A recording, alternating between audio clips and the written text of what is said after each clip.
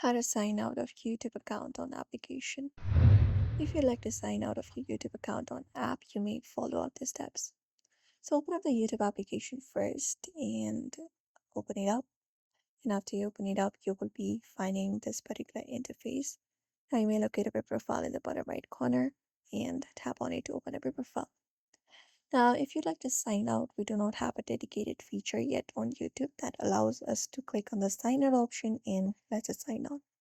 But what we can do is we can basically switch up our account to any other account, and that will basically sign out us of the YouTube account that we are trying to sign out.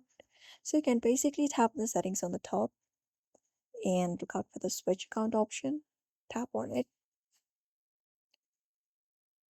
and then once you tap on it, you may switch up to the account that you would like to switch to and sign out of the previous account that you're trying to sign out of.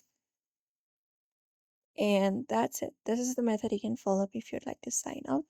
Otherwise, the method you can apply up is remove the whole account from your device.